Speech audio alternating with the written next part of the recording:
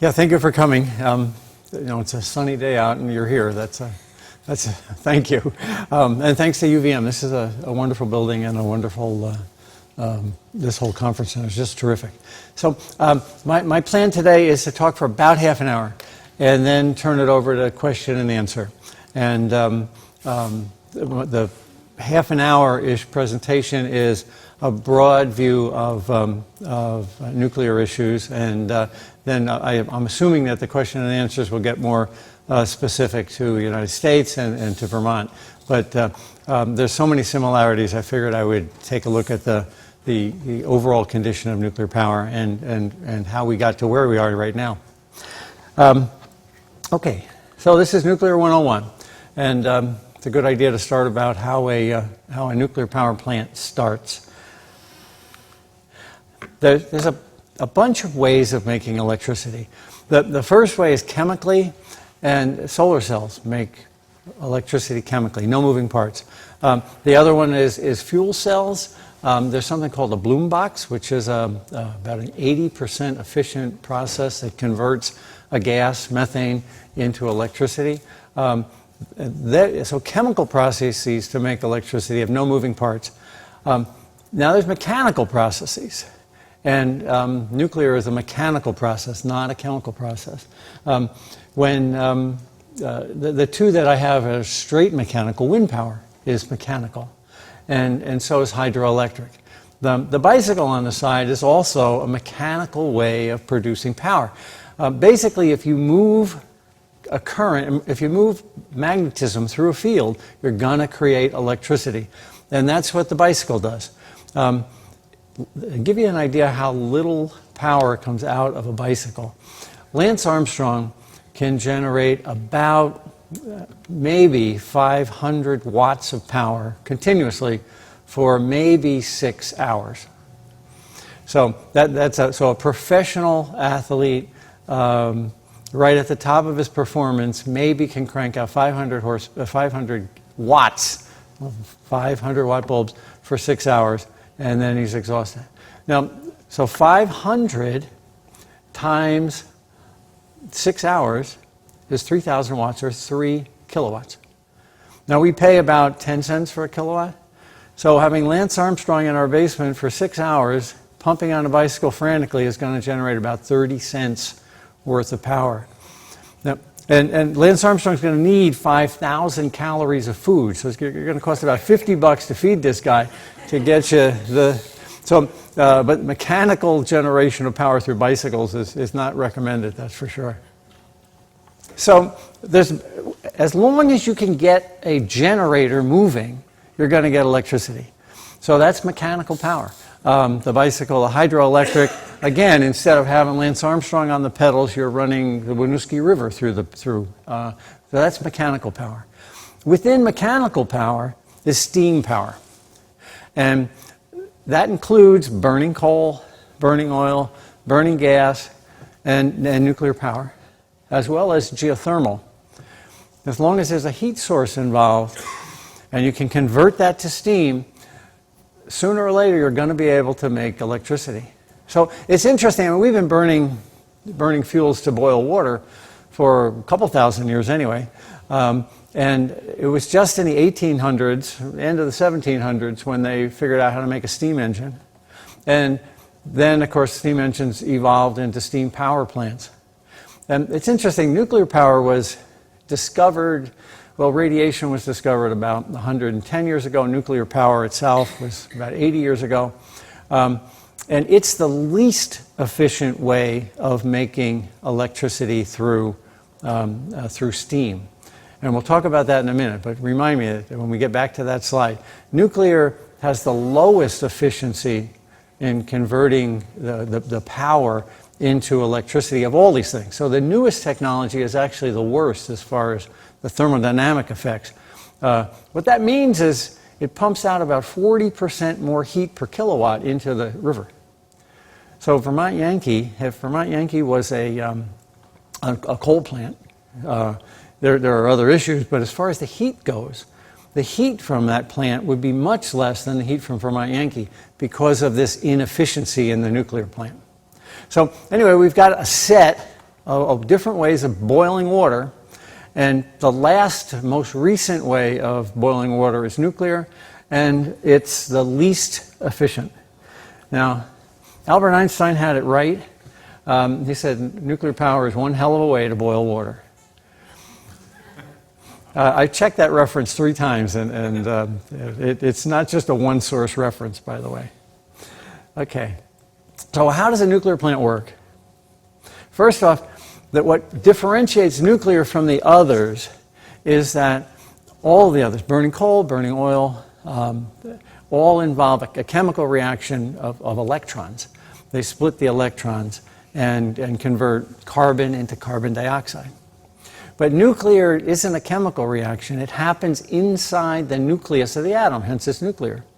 So that atom splits. A neutron, that's that little green thing on the left, collides with a uranium-235 atom and splits it in half. Now, there's a good part of that. A lot of heat is generated. And there's a bad part of it. Those 2 particles off on the side are also radioactive. And in the process, it gives off 3 more neutrons to perpetuate the reaction. So this was discovered in like 1930. And people realized, oh my God, there's about 1 million times more power generated in that reaction than there is in a comparable chemical reaction. And that's the big difference, is that pound for pound, uranium gives off an awful lot more energy than a pound of carbon. So the advantage is the heat in the middle per pound. The disadvantages are those 2 particles that float off, and we'll talk about those in a minute.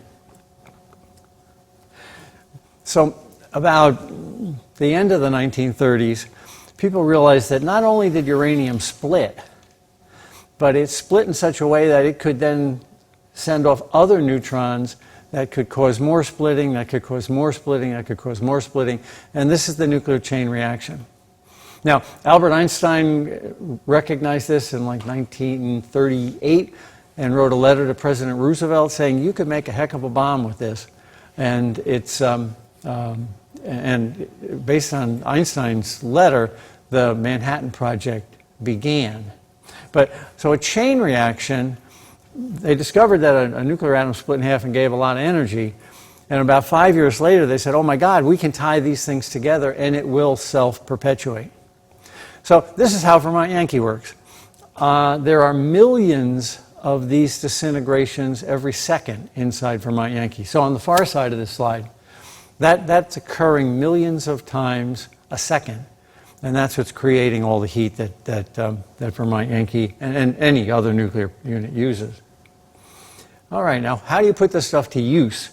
In 1954, Eisenhower had the Atoms for Peace program, and basically we knew how to make this go uncontrollably into a bomb.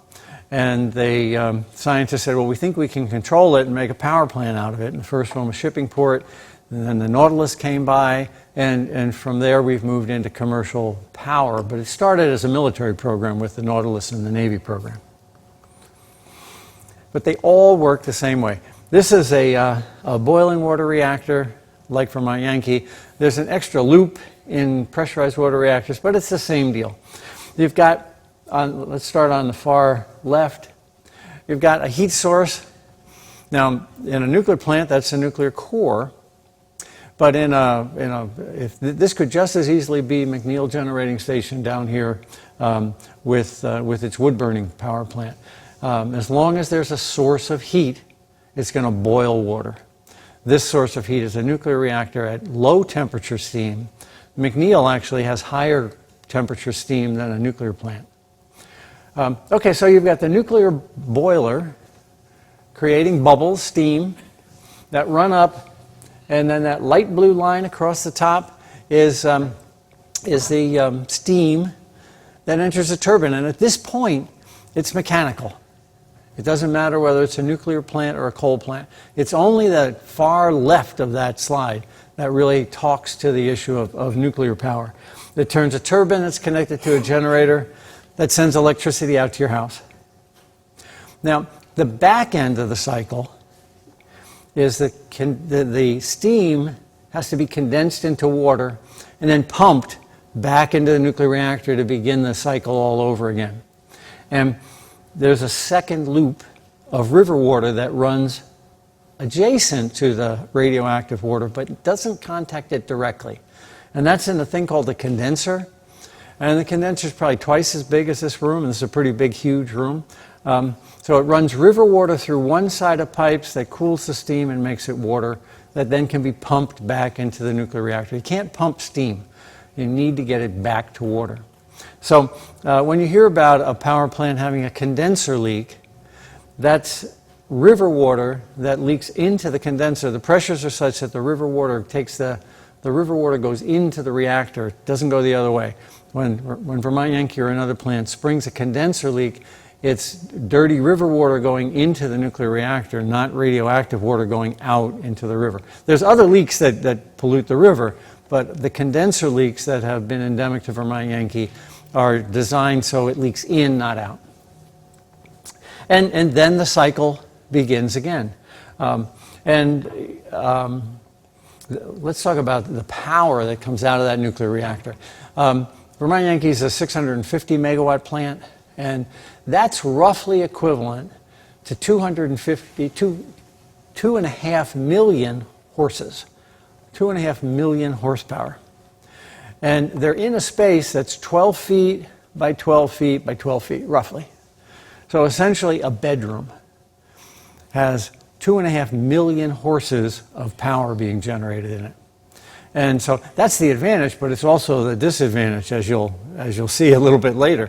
The beauty of nuclear compared to coal is that the power can be in a very small area. The disadvantage to nuclear compared to coal is that the power can be in a very small area. The other issue, and I talked about this about 2 minutes ago, and that's the quality of the steam. A nuclear reactor churns out steam at less than 600 degrees. The McNeil wood burner here in town has hotter steam than that, and some coal plants have steam much hotter than that. The reason is the hotter the steam, the more efficient can be the turbine. But a nuclear plant can't have hot steam because then the fuel will begin to melt. And so the problem of nuclear as far as thermal pollution goes, the nuclear plants are 40% more thermally polluting than coal, gas, and oil plants, is that they have to run them at a low temperature to prevent the fuel from melting. So that's the big difference. So again, it's fascinating to me that the newest technology, and it's 80 years old, it's hardly new technology anymore. We all think of nuclear as the greatest invention on the block in the last 10 years or something. We're talking about something that was discovered in 1930 here. The newest invention in all the ways of heating water is the least efficient. Okay, so the advantages of nuclear are mainly that you get an enormous amount of power out of a very little mass. A truckload or two or three, no more than 3 truckloads of fuel are all that's required to run Vermont Yankee for a year. Now, if that were a comparable coal plant, it would be a trainload a day. So the advantage becomes the disadvantage shortly, but the advantage of having an enormous amount of power in a very small space is that it doesn't use a lot of material. Now, that doesn't mean that there are not front-end problems in this process. The uranium mining is a significant scar on the environment. And the reason there is that the quality of uranium has gradually dropped way, way down. The Belgian Congo was where uranium was initially discovered. And the ore in the Belgian Congo was close to 1% uranium. And that's what started the Manhattan Project with Belgian Congo ore. And well, that quickly got used up, and then we went down to 0.1% uranium. And now we're down at 0.1% uranium. So in a ton, the Belgian Congo ore had 2,000 pounds, kicked the dust with 20 pounds. Now we're at 2 pounds. Now we're at 0.2 pounds, and we're very rapidly heading toward 0.02 pounds of uranium in a ton of earth. So we're stripping the planet of the high density uranium and going for smaller and smaller quantities of uranium in a pound of Earth. A source of uranium is the Jordanian desert, and it's at 1,000%. And believe it or not, uranium prospectors are looking at Jordan, saying, 20 years out, we can take that whole desert, and for every pound, we'll get 0.001 pounds of uranium out of it. So it is becoming an incredible venture as far as the mining end goes. So when you hear clean, safe, reliable, you got to look at this whole cycle. And I'll talk about the other end of the cycle. But the front end of the cycle, we talk about mountaintop mining in West Virginia.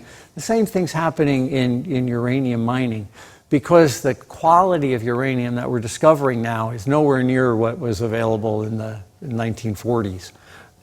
Okay, so the disadvantages get back to those two pieces of called daughter products. When you split the uranium, the daughter products are the disadvantages, and that's that and that.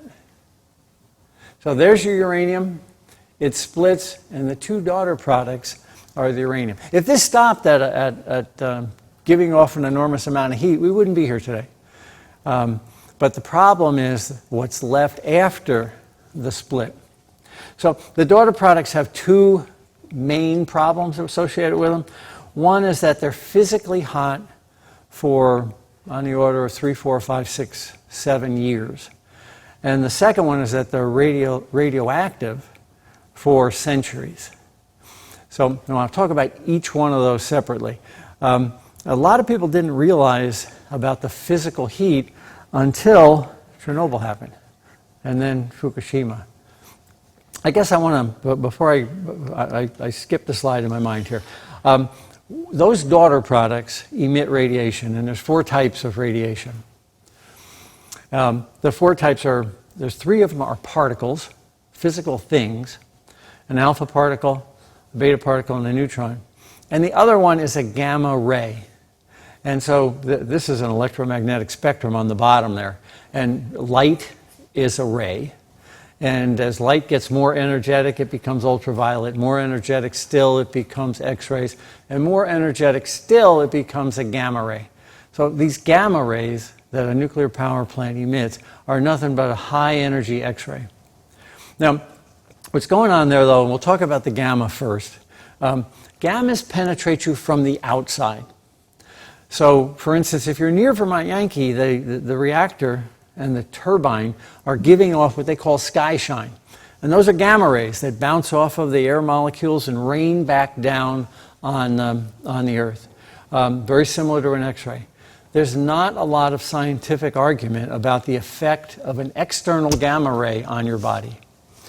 The scientific arguments come about the effect of those other particles, the alpha particle, the beta particle, and the neutron, when they get inside you. And this is what's called a hot particle. So these are much larger particles, but they don't penetrate as far. So if I had an alpha emitter and I laid it on my skin, it would not even penetrate the first layer of my skin. Same with a beta particle. Neutron's a little different. So they're not penetrating when they're outside your body. But the problem becomes when you ingest them by breathing or drinking them in or eating them in, then they launch in an organ. And the scientific argument that's occurring right now is over the effect not of the radiation that shines down on people, but on the effect of the radiation that you get inside your body. So that's what the big argument is about. Now there's 2 camps here in the scientific community. The nuclear industry and the Nuclear Regulatory Commission, the Japanese government, all subscribe to the International Council on Radiation Protection, ICRP. And I call that the Bobby McFarland camp, the Don't Worry, Be Happy camp. And on the other side, there's the ECRR and like-minded scientists. And the issue is what that radiation does when it gets in your body.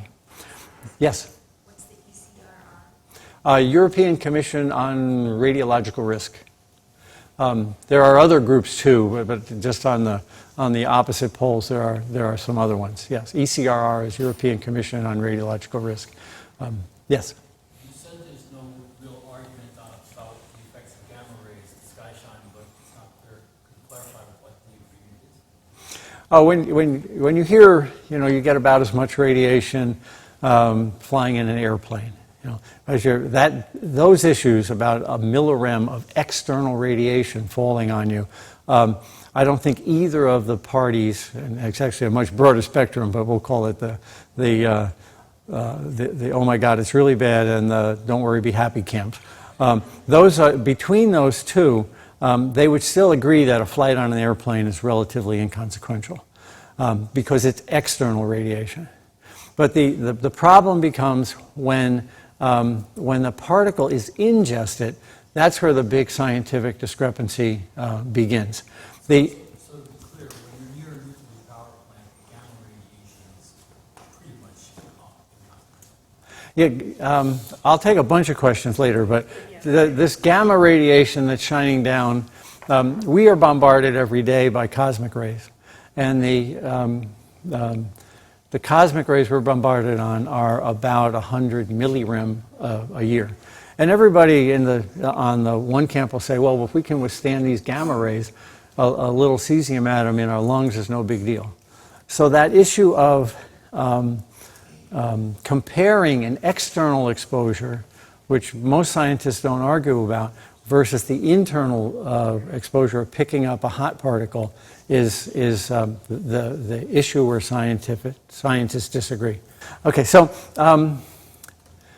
now on that, here's the difference. And there are, I'm sure there's thousands and thousands of pages written about this difference. But the difference basically is that if you get some cesium inside your body or any other isotope, what the ICRP group would say is they'll take the energy emitted by that radioactive cesium and they'll average it over most of the whole organ.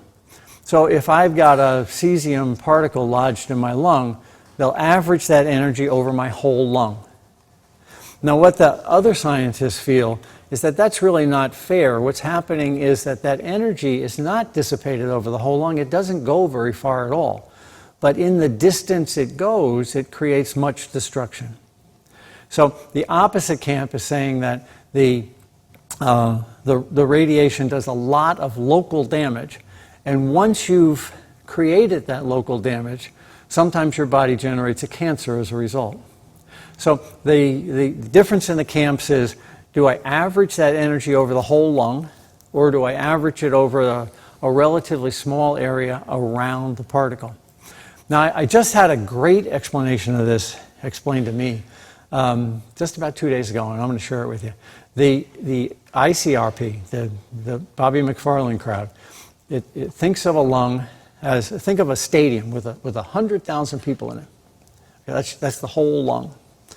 And in the middle is somebody with a high-powered rifle and 10 rounds of ammunition. Well, that person fires 10 times into the crowd. The ICRP's position is that, well, on average, that energy didn't hurt much. Now, the flip side of that argument is that the ECRR and those other scientists realize that 10 people up there, it really hurt a lot. And the other 999, whatever, the remainder of the group in the stadium had no exposure. So that basically is the difference in the two camps. I subscribe to the camp that there's a lot of local damage caused.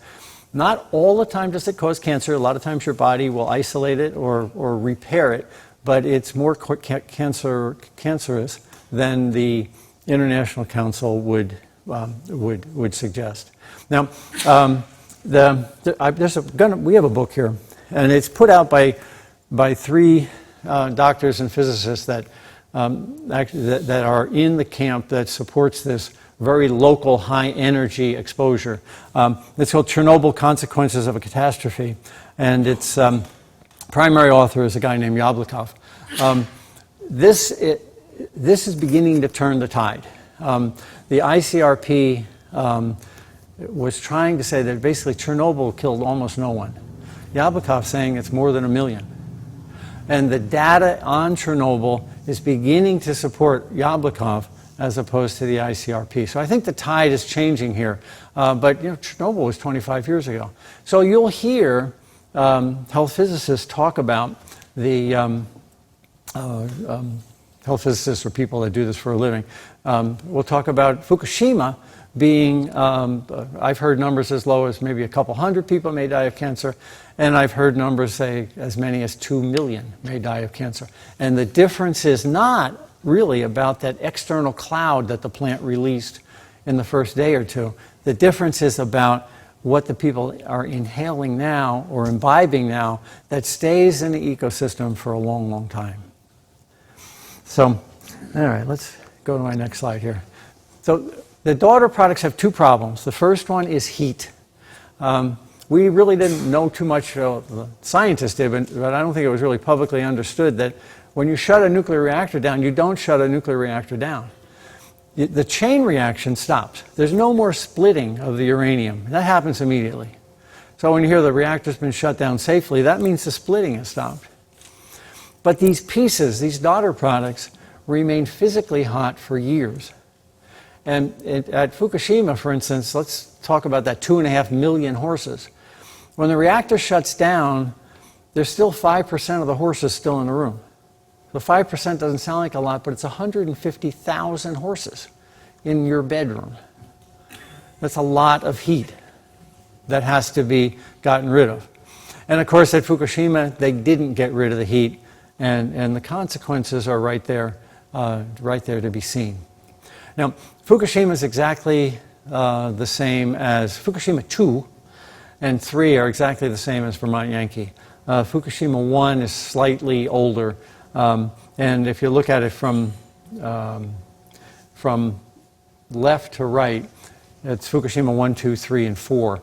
And this picture was taken before Unit 4 blew up, but while Unit 4 was on fire. So the two smoldering buildings there are Unit 3 and Unit 4. Their containments are designed to contain the radiation. I think we can all agree it didn't work.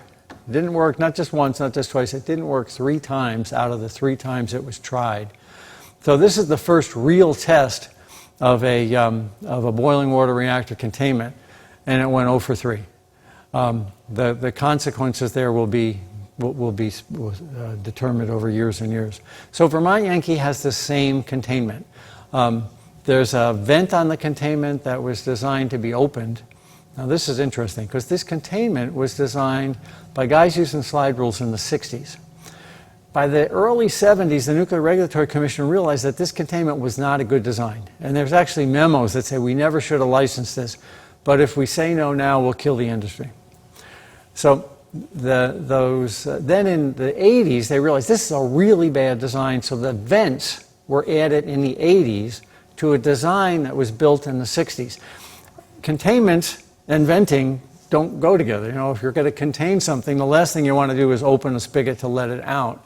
And what happened at Fukushima is these containment vents that were added in the 80s to correct the problem from the 60s didn't work anyway. There's 23 reactors in the United States identical to this. Vermont Yankee's 1, Pilgrim's 1, Oyster Creek is 1 on the East Coast. Inland, there's a bunch in Illinois, right near Chicago. There's the Dresden units, for example, are right near Chicago. And those are even older. Those are very similar to Fukushima 1, which is the first one to blow. And then there's some in the south, Hatch and Browns Ferry at Tennessee Valley Authority. So they're spread out throughout the country. And then there's another couple dozen elsewhere, including Germany. And Germany actually decided to shut those down now, not 10 years from now, but they're shutting down these old boiling water reactors now. And then there's a bunch in Japan, too. So this containment design that was designed to contain this heat from that splitting didn't work. And the Japanese are having second thoughts, the Germans are having second thoughts, and the American Nuclear Regulatory Commission says it's not a problem, it can't happen here. And And actually, there's no planned modifications on these containments as a result of Fukushima right now. Okay, so problem number one was when these things split, they give off a lot of heat. Engineers knew that. They built the containments, and the containments have failed 3 times out of 3. Problem number two is that even when they stop giving off heat, they remain radioactive for centuries. This is an example of cesium-137. It's got a 30-year half-life. And a lot of people say, well, in 30 years, half is gone. The next 30 years, the other half is gone. No, it doesn't work that way. In 30 years, half is gone. So if there was 1 million cesium particles, in 30 years, you're down to 500,000. In the next 30 years, half of those are gone. So you're down to 250,000. The next 30 years, half of those are gone. You're down to 125,000. Well, what this means for Fukushima is that they've discovered radioactive straw at about 50 miles away from Fukushima. That's at 600,000 disintegrations per second in the straw, in a pound of straw, not much straw. And so what that means, if you keep that straw for a month, it's not going to decay away. A year, it's not going to decay away. 30 years, it'll go from 600,000 to 300,000. That's still not good. You really have to keep this stuff out of harm's way for 300 years before it completely goes away. The concept is 10 half-lives. So if it's a 30-year half-life multiplied by 10, and after 10 of those divisions, it will get small enough that it's essentially impossible to measure. Iodine, which we heard about and we were concerned about in milk, had an 8-day half-life. So in 80 days, it was essentially gone from the milk. The issues are mainly cesium and strontium, which is strontium's a bone seeker, and cesium is a muscle seeker. And so they attack different parts of your body, and the plants give both of them off extensively. So if you remember your periodic chart, and I'm sure we all have the periodic chart burned in our head from some high school science teacher, right? If you look at, when you have a cramp, you're supposed to eat a banana because it has potassium. Well, potassium and cesium are right above each other in the periodic chart, so they mimic each other. So cesium goes to your muscles. After Chernobyl, there was a diagnosed new illness, if you will, called Chernobyl heart. Well, the heart's a muscle, and the radioactive cesium from Chernobyl went to the kids' hearts. There's a lot of heart damage after Chernobyl from this cesium deposition in the heart. Strontium, if you remember, that's a little bit further out in a different column in the table. It's right under calcium. So it goes to your bones, and it damages your marrow, which, of course, create white blood cells and can cause leukemia. So depending on the isotope, they have different organs which they attack. Okay, let's flip and see where we're next. Okay, now there's one other problem that that doesn't revolve around the splitting of the atom. A uranium-235 molecule can split and create the heat. Well, only about 5% of the molecules in that reactor are uranium-235. The others are uranium-238. Uranium-238 doesn't split. What it does is it absorbs a neutron. That's what that top line is. The blue N hitting the yellow U is uranium-238 being hit by a neutron. It goes through a couple of very quick changes, and in the next day becomes plutonium. Now, plutonium is not a radioactive daughter product. It didn't result from uranium being split. It resulted from uranium-238 picking up a neutron. And it basically becomes a bigger, newer molecule. Now, it's got a half-life of 24,000 years. And so if we use this analogy again, a million in 24,000 years becomes a 500,000, in 24,000 years becomes 250,000, becomes 125,000, 75,000 years in the future. So we're creating a waste in plutonium that remains radioactive for 10 half-lives, or 250,000 years. Now, there's a dollar bill. This is roughly a gram. I teach physics, and if people want to we all think in pounds because we're English, but if you think in grams, a dollar bill is roughly a gram. A microgram, a millionth of this, if it's plutonium, is lethal, individually lethal. So 1 microgram of plutonium is lethal, and that's another problem. So we've got the relatively short-term problem. We only have to worry about the cesium stuff for the next 300 years. But then we've got this other problem of the plutonium that we have to worry about for 250,000 years. The title, Into Eternity, is the name of a movie that's been out now for about 6 months. And it's a breathtaking movie made in Sweden that discusses the Swedes have nuclear power plants. And they've decided, okay, we're going to take care of this problem. We're going to build our own waste dump for us. We're not going to take care of the Germans, the French, or the Americans. We're going to take care of our own, and we're going to build our own dump. And it talks about that process. This is the entryway into the Swedish dump. It's in a granite formation on an island way, way up on the North Sea. And it's designed to have access for the next century so they can put the fuel in. And then it's designed to be destroyed so nobody can get back in to be damaged by the fuel. So the pyramids lasted 5,000 years. This has to last 45 times longer than the pyramids. We're talking about, man started civilization 10,000 years ago, so we're talking about 24 times longer than people have been able to communicate using language. And this facility has to remain intact to prevent that plutonium from getting in the environment. Well, it's interesting. This movie, Into Eternity, talks about how do you put a sign on this building to warn people? And if you think about it, now, language, if you're, Old English, gosh, I can't understand a thing from Beowulf, right? I don't even know if that was Old English, I'm sorry. I'm sure somebody here does.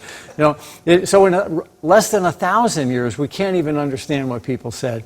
And we're talking about putting a keep out, danger, keep out sign that's got to be understandable to people for the next 250,000 years. So that was part of this movie, Into Eternity, is about that. So it's interesting, though. So the goal of this facility is to protect mankind from the plutonium. So we are generating plutonium in our lifetimes to watch Golden Girls on TV or Michael Jackson's funeral or whatever. That's creating a waste that has to be guarded for the next 250,000 years, for that 1 hour of enjoyment watching your television screen. It's an interesting thing to discuss. So this facility I thought this facility had one purpose. And a couple months ago I was talking to a scientist. He says, no, there's a second problem. The first problem I always thought, and the only problem I always thought, was to protect mankind from the plutonium. But there's another problem. We have to protect the plutonium from mankind. Now, there's guys like Hitler that come along every now and then that want to, destroy their neighbor. And if you know that a substance down there can make the greatest bomb in the world, what's to prevent a nefarious civilization a couple hundred years from now from drilling down to get it? So if we put the warning sign out to tell people stay away from here, that protects us from the plutonium. But if we put that same sign out, it allows people to discover it and dig back down to make a weapon out of it in the future. So there's a real dichotomy here about should we maybe not even put a sign on this building, on this hunk of rock, and hope that over the next 100 years or a couple hundred years people will forget it's ever there and make it less likely. So we have to protect mankind from the plutonium, but we also have to protect the plutonium from mankind. The last thing I wanted to talk about is the picture up here on the top. That's a plutonium, not atom, a piece of plutonium lodged in a lung of an ape. And the tracks that you see are individual alpha particles that are shooting out and damaging parts of the lung. And this gets back to that ICRP, ECRR debate. The ICRP, the International Council, the Bobby McFarland group, would say that, well, that energy gets averaged out over the whole lung. It's not a problem. And the the other camp would say, no, just look at this radiograph. And it's not getting averaged out over a large mass of that lung. In fact, it's very concentrated in a very local location. And I think that's it. All right. Thank you.